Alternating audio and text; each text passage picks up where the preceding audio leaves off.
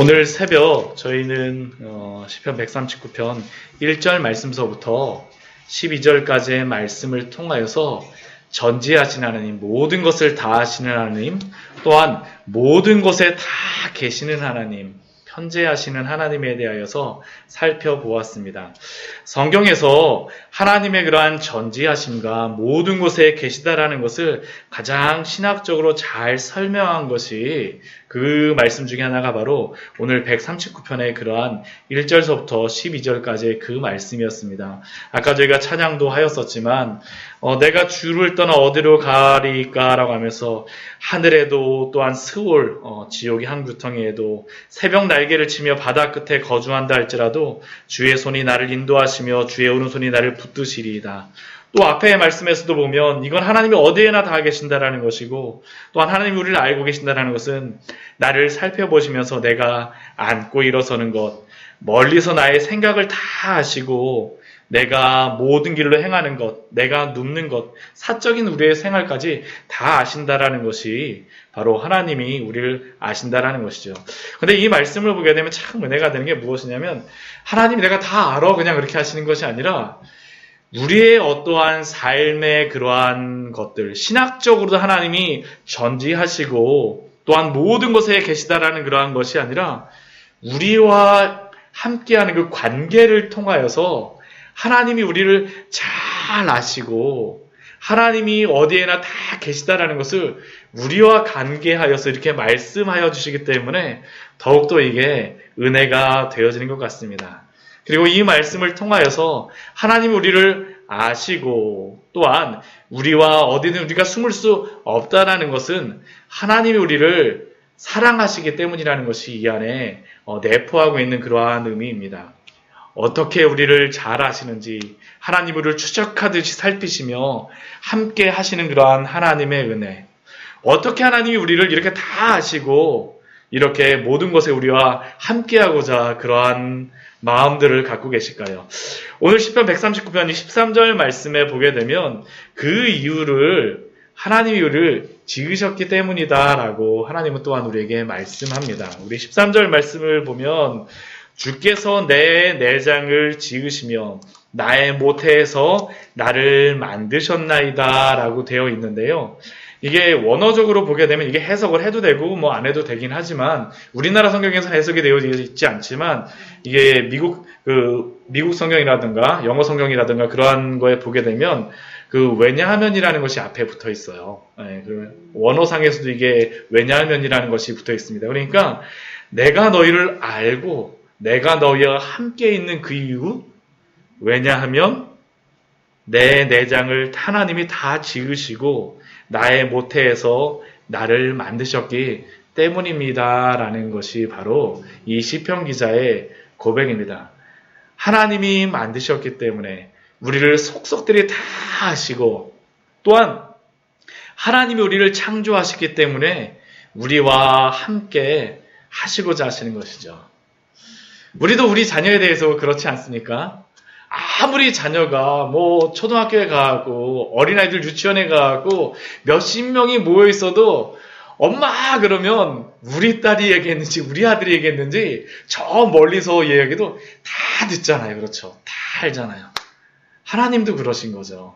하나님 우리를 만드시고 창조하셨기 때문에 우리에 대하여서 너무나도 잘 아시고 우리에 대하여서 이렇게 관심이 많으십니다. 15절 말씀을 보게 되면 하나님께서 그 시편 기자가 이렇게 얘기하죠. 우리가 은밀한 데서 지음을 받고 땅의 깊은 곳에서 기이하게 지음을 받을 때에 나의 형체가 주의 앞에 숨겨지지 못하였나이다. 아무리 숨으려고 해도 하나님 앞에서 숨을 수가 없습니다. 하나님 우리에게 너무나 관심을 기울이시고 너무나도 우리를 사랑하시기 때문이죠. 내 형질이 이루어지기 전에 주의 눈이 보셨으며 우리 세포 하나가 만들어지기 그 전에조차 주님께서는 우리가 벌써 있는 것을 보신 것이죠. 나를 위하여 정한 날이 하루도 되기 전에 이 땅에 태어나갖고 하루가 지나기도 전에 어떻게 해요? 주의 책에 다 기록되어 있습니다. 하나님의 사랑이 바로 이러한 것이죠. 우리에게 향한 그 살피시는 사랑, 우리를 아시는 그 사랑, 하나님이 우리를 얼마나 사랑하시고 우리에게 얼마나 관심이 많으신지. 그렇기 때문에 우리가 가져야 될 그런 마음들이 무엇입니까? 우리 14절 말씀을 보게 되면 시편 기자가 주님께 감사한다라고 이야기하죠. 내가 주께 감사하옴은 나를 지으심이 심히 기묘하심이라. 주께서 하시는 일이 기이함을 내 영혼이 잘 아나이다. 우리가 자녀들에게, 우리들도 그렇지 않습니까? 어렸을 때는 우리 부모님이 우리에게 사랑을 베푸시는지 어떠시는지 잘 모르지만 자라놓고 보니까 어떻게 돼요? 부모님이 우리를 얼마나 사랑하셨는지. 그렇죠. 저도 어렸을 때 생각해 보면 제 기억 속에 뭐가 있냐면 저희 어머니가 땅콩을 이렇게 막 까갖고, 저희가 4남매였었거든요. 땅콩을 막 까갖고 저희들한테 막 먹여주시는 거예요. 막 어렸을 때, 제가 초등학교 때. 그러면서 제가 혼자 생각해요. 왜 엄마는 땅콩을 안 먹을까? 이렇게 맛있는데 왜 땅콩 끝에 막 뜨겁게 해갖고, 뜨거우니까 저희는 막 손대기 그러니까 막 이렇게 손으로 대갖고 4명이니까 얼마나 먹기가 힘들겠어요. 근데 막 우리에게 먹여준 것 같아요. 근데 지금 와서 생각해보면 제가 저희 자녀들한테 제가 못 먹어도 우리 자녀들 먹이고자 하고, 제가 무엇을 가지지 않아도 우리 자녀에게 주고자 하는 그런 마음들, 그 사랑, 그 감사가 지금 지나놓고 보니까 그게 얼마나 큰 사랑이고 얼마나 큰 것인지. 지금 시편의 기자가 바로 그것이죠. 내가 주께 감사하옴은 나를 지으심이 심히 기묘하심이라. 주께서 하시는 일이 기이함을 내 영혼이 잘 아나이다. 지나놓고 보니까 알게 되는 거죠. 하나님이 우리를 얼마나 사랑하셨는지. 우리가 신앙의 연수가 쌓여가면서 고백하는 것들이 바로 이러한 고백이 아닙니까? 나에게 힘들고 어렵고 했던 그 모든 일들도 지나놓고 보면 그것이 바로 하나님의 사랑이라는 것을 우리가 지나놓고 보면 깨닫게 되지 않습니까? 그리고 그러한 것들을 통하여서 하나님만 우리를 잘 아는 것이 아니라 우리도 하나님을 알게 되는 거죠. 내 영혼이 잘 아나이다. 하나님에 대해서 점점 깨닫게 되어져 가는 것입니다. 그리고 그러함으로 말미암아 하나님에 대한 그 기대가 더 커지고, 하나님이 어떤 일을 하실까? 어떠한 고난이 닥쳤을 때도 어떻게 합니까? 이 일을 하나님이 피할 길을 주시겠지 하면서 또한 믿음으로 살아가는 것이 바로 우리의 신앙이 쌓여가면서 있는 것들이 아닙니까? 그래서 17절 말씀에 보면 또 시인, 이 시편을 다윗이 지었다는데 다윗은 그렇게 고백하죠. 하나님이여, 주의 생각이 내게 어찌 그리 보배로우신지요. 그 수가 어찌 그리 많은지요. 그 생각들이 얼마나 그게 보배롭고 귀중한지. 정말 이러한 고백들이 우리에게 나오죠. 내가 세려고 할지라도 하나님의 사랑은 어떻습니까? 셀 수 없습니다. 그 수가 모래보다도 더 많다라고 지금 다윗은 시편의 기자는 고백하고 있습니다. 이 사랑을, 이 은혜를 아는 사람은 어떻습니까? 내가 깰 때에도 여전히 주와 함께 있나이다 라고 그는 고백하는 것이죠. 어린 시절 아이들 같은 경우에 보게 되면 부모님이 조금이라도 눈에 안 보이고 사라지게 되면 어떻습니까? 불안하죠. 불안해갖고 어찌할 바를 모르게 되지만, 그러나 부모님이 나를 버리지 않고 나와 함께 있다는 것을 알게 된 아이들은 어떻습니까? 마음 놓고 편안하게 놀고 장난을 치지 않습니까? 왜냐하면 부모님께서 그곳에 있다는 것을 알기 때문입니다. 내가 깰 때에도 여전히 주와 함께 있나이다. 깨어 있은 후에도 여전히 주님이 함께 계시다는 것을 알기 때문에 이 시편의 기자 다윗은 언제든지 잠들 수 있고 또한 평안히 쉴 수 있습니다. 내가 깰 때에도 여전히 주와 함께 있나이다. 어떠한 환경, 어떠한 순간이라도 하나님 우리의 모든 실제 삶 속에서 하나님이 나와 함께 하신다는 그러한 믿음.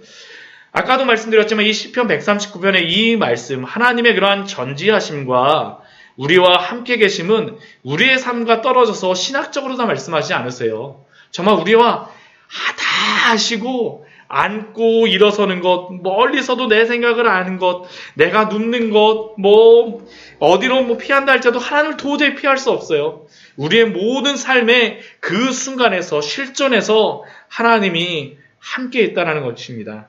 이 믿음이 있는 성도들은 두렵지 않습니다.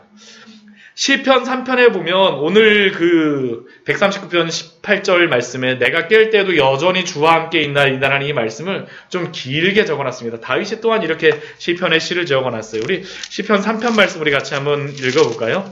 참 이것도 읽어보면 말씀을 저희가 묵상해보면 참 은혜가 되어집니다. 시편 3편의 말씀입니다. 시편 3편 우리 그냥 쭉 한번 읽어볼게요. 여호와여 나의 대적이 어찌 그리 많은지요. 일어나 나를 치는 자가 많으니이다. 많은 사람이 나를 대적하여 말하기를 그는 하나님께 구원을 받지 못한다 하나이다. 여호와여 주는 나의 방패시요 나의 영광이시요 나의 머리를 드시는 자이시니이다. 내가 나의 목소리로 여호와께 부르짖으니 그의 성산에서 응답하시는도다. 내가 누워 자고 깨었으니 여호와께서 나를 붙드심이로다. 천만인이 나를 에워싸 진친다 하여도 나는 두려워하지 아니하리이다. 여호와여 일어나소서. 나의 하나님이여 나를 구원하소서. 주께서 나의 모든 원수의 뺨을 치시며 악인의 일을 꺾으셨나이다. 구원은 여호와께 있사오니 주의 복을 주의 백성에게 내리소서. 우리 시편 말씀, 우리 3편 말씀은 압살롬을 피할 때 지은 시라고 이야기합니다. 자신의 아들조차도 막 따라다니는 거죠. 그래서 그 사람들의 고백이 무엇입니까? 너의 대적이 어찌 그리 많니? 얼마나 그 스스로도 아들까지 나를 쫓아내니까 얼마나 한탄스럽겠어요. 그리고 그 주변의 사람들도 많은 사람들이 대적하여서 말하기를 그는 하나님께 구원을 받지 못한다 한다. 사울에게 이제 피하여서 왕이 됐더니만 이제 누가 쫓아다니는 거예요? 아들이 쫓아다니지 않습니까? 근데 다윗은 어떻습니까? 그런 환경 속에서도 내가 누워 자고 깨었으니 여호와께서 나를 붙드심이니이다. 천만인이 뒤에 보면 6절 말씀 보면 천만인이 나를 에워싸 진친다 하여도 10,000,000명 사울 10,000,000명이 있어도 압살돔 10,000,000명이 있어도 나를 진친다 하여도 나는 두려워하지 않습니다. 왜요?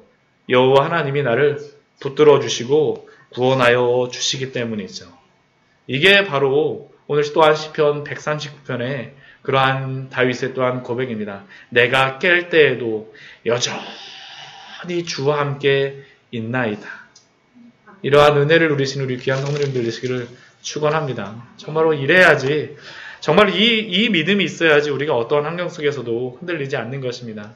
또한 이렇게 우리를 지으신 그 하나님 앞에 있는 살아가는 그러한 성도들은 또한 어떻게 살아갈까요? 우리 그 19절 이후의 말씀에 보게 되면 조금 약간 그 시의 그러한 오늘 말씀의 좀 분위기가 조금 바뀌게 되어집니다.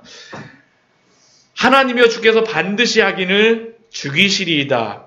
피 흘리기를 즐기는 자들아 나를 떠날지어다 라고 말씀하세요. 이게 시편이 완전히 좀 분위기가 확 달라졌죠. 확 달라집니다. 근데 여기서 우리가 깨달아야 될 중요한 것이 있습니다. 나와 함께 하시는 그 하나님, 내가 이제는 누구 편이에요? 하나님이 내 편이기도 하지만 나도 누구 편입니까? 하나님 편이에요. 하나님 편. 그러면 내가 하나님 편이 되어지게 되면 하나님의 원수는 또한 누구의 원수가 될까요? 나의 원수도 되어지는 것이죠. 오늘 이 이후의 말씀은 사실 이거를 이해해야 됩니다. 하나님이여 주께서 반드시 악인을 죽이리시리이다. 이 악인은 하나님에 대하여서 비방하고 악하게 20절 말씀 보면 주에 대하여 악하게 말하고 주의 이름에 대해 헛되이 맹세하는 그러한 사람들입니다. 이 사람들은 또한 피 흘리기를 즐기는 사람들입니다. 근데 그러한 사람들을 향해서 다윗이 무엇이라고 합니까? 나를 떠날지어다. 왜요? 하나님께 이렇게 악하게 말하며 하나님의 원수로 행하는 그러한 사람들은 나의 원수라고 다윗은 여기기 때문입니다. 그래서 21절 말씀에 보면 다윗은 또한 이렇게 고백하죠. 여호와여, 내가 주를 미워하는 자들을 미워하지 아니하오며 주를 치러 일어나는 자들을 미워하지 아니하나이까. 하나님께서 미워하시는 사람은 나도 미워하는 사람이라는 것이죠. 22절 말씀 보면 그냥 미워하는 정도가 아닙니다. 내가 그들을 심히 미워하니 그들은 또한 무엇입니까? 나의 원수입니다. 하나님의 원수일 뿐만 아니라 누구의 원수입니까? 나의 원수이기도 하죠. 그런데 우리가 이 말씀을 보면서 좀 유의할 것이 있습니다. 하나님의 적이 나의 적이 되는 그러한 적들은 꼭 외부에만 있는 것이 아닙니다. 이것은 이 세상 나라 가운데에서만 있는 것이 아닙니다. 거듭나고 구원받은 성도들이 어떻게 거룩하게 될까요? 그것은 예수 그리스도를 믿음으로 말미암아 우리가 의로운 자로 여기심을 받지만 그러나 우리의 본질 자체는 거룩하게 된 자들은 아닙니다. 그러면 우리가 어떻게 거룩하게 되는 그러한 삶을 살 수 있겠습니까? 예수 그리스도로 의롭게 되어진 성도들은 또한 이제 어떻게 살아가는 겁니까? 거룩하게 살아가는 것이죠. 어떻게 거룩하게 살아가겠습니까? 거룩하게 살아간다는 것이 다른 것이 아닙니다. 하나님이 죄를 어떠세요? 미워하십니다. 하나님이 죄를 미워하세요. 그렇다는 이야기는 무엇입니까? 나도 그 죄에 대해서 어떠한 마음을 갖게 됩니까? 미워하는 마음을 갖게 되죠. 죄에 대해서 혐오하는 마음을 갖게 될 수밖에 없습니다. 그렇게 되면 하나님이 미워하는 그 죄를 향하여서 우리는 어떻게 합니까? 그 죄와 멀리하게 되죠. 죄를 죽이는 삶을 살아가게 되는 겁니다. 죄와 싸우는 삶을 살아가게 되어지죠. 이게 바로 거룩하게 살아가는 삶, 성화입니다. 하나님의 자녀가 되어진 그러한 성도들은 우리 안에 있는 그러한 죄와 어떻게 합니까? 싸우며 또한 그 죄를 미워하며 살아가는 사람들입니다. 왜요? 그것을 하나님이 싫어하시기 때문입니다. 하나님이 싫어하시기 때문에 우리의 죄를 미워하고 그 죄를 죽이는 일들을 하게 됩니다. 이것이 바로 우리가 죄에 대하여 싸우는 이유가 되고 우리가 거룩한 삶을 살아가는 원동력이 됩니다.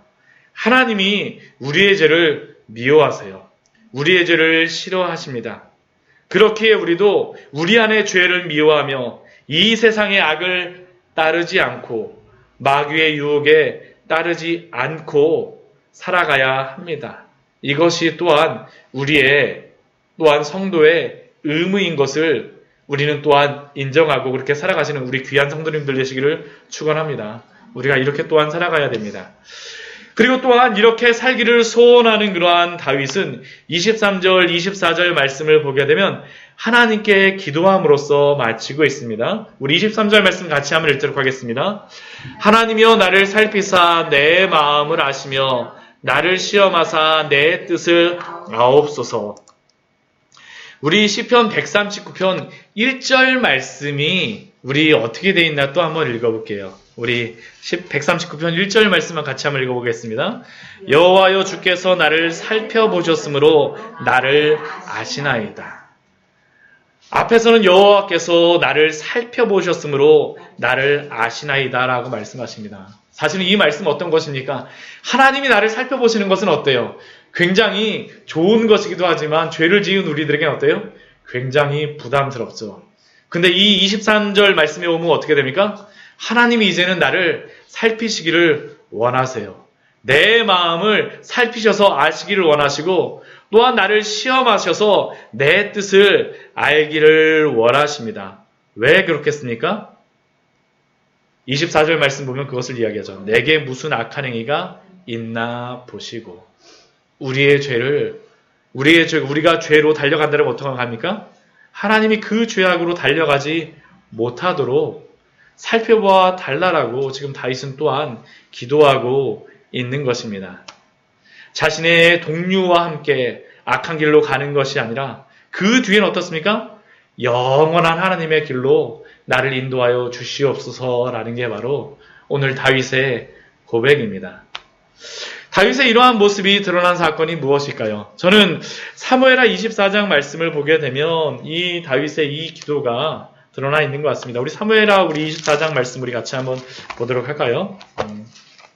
다윗의 가장 마지막 그 사건을 이것으로서 이야기하고 있죠. 사무엘하 24장. 우리 인구조사에 대한 그러한 일입니다. 인구조사에 대한 것들. 우리 인구조사에 대한 그러한 말씀을 보게 되면 무엇이 나오냐 하면, 우리 24장 1절, 2절 말씀을 보게 되면 우리 같이 한번 읽어보도록 하겠습니다. 사무엘하 24장 1절, 2절 말씀입니다. 여호와께서 다시 이스라엘 향하여 진노하사 그들을 치시려고 다윗을 격동시키사 가서 이스라엘과 유다의 인구를 조사하라 하신지라. 이에 왕이 그 곁에 있는 군사령관 요압에게 이르되 너는 이스라엘 모든 지파 가운데로 다니며 이제 단에서부터 부엘세바까지 인구를 조사하여 백성의 수를 내게 보고하라 하니 하나님께서 다윗으로 하여금 인구조사를 하도록 그 마음을 그렇게 움직이게 하셨지만 그런데 다윗이 이 인구조사를 하였던 그 마음은 무엇 때문에 다윗이 인구조사를 했을까요? 다른 게 아니라 사람이 많았으면 좋겠다는 겁니다. 이제 전쟁이 언제든지 일어날 수 있는데 사람들이 나에게 몇 명이나 있는지 확인했으면 좋겠다라는 것이 바로 다윗의 마음이었습니다. 그래서 3절 말씀을 보면 그 마음을 알았던 요압이 다윗에게 이렇게 말합니다. 우리 3절 같이 읽겠습니다. 요압이 왕께 아뢰되 이 백성이 얼마든지 왕의 하나님 여호와께서 100배나 더하게 하사 내 주 왕의 눈으로 보게 하시기를 원하나이다. 그런데 내 주 왕은 어찌하여 이런 일을 기뻐하시나이까 하되. 요압이 분명하게 깨닫고 있었던 것이죠. 하나님이 분명히 주실 텐데 하나님을 의지하시는 것이 맞지 않습니까? 라고 요압조차도 다윗에게 이렇게 말하고 있습니다. 권면하고 있습니다. 그런데 다윗은 하나님을 의지하기보다는 자신에게 얼마나 전쟁할 군사가 있는지 그것을 확인하고 싶었던 것이죠. 그래서 이러한 다윗을 향하여서 하나님이 하시는 것이 무엇이냐면 갓선지자를 통하여서 그에게 그 어떠한 심판을 내리신 것을 말씀하시죠. 그 심판이 무엇이 있었냐 하면 뒤에 말씀에 보게 되면요. 세 가지의 그러한 것들을 이야기합니다. 우리 13절 말씀에 보게 되면 3년 그 3년의 기근이 있거나 아니면 석 달 동안 사람들에게 원수들에게 쫓겨다니거나 아니면 사흘 동안 전염병이 있는 것들.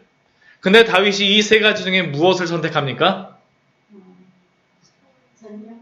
네, 전염병이라고 하지만 다윗이 대답하였던 것은 14절 말씀에 이렇게 나오죠. 우리 14절 말씀 같이 한번 읽어보겠습니다.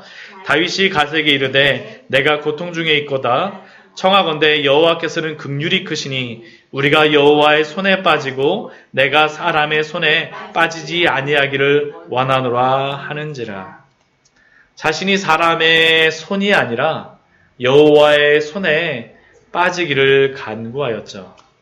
다윗은 이스라엘과 자신의 죄와 허물을 보았을 때 하나님의 손, 하나님이 살피시기를 구하였던 것입니다. 왜냐하면 하나님은 긍휼이 크시고 이 모든 환난을 통하여서 영원한 길로 인도하시리라는 것을 알았기 때문이죠.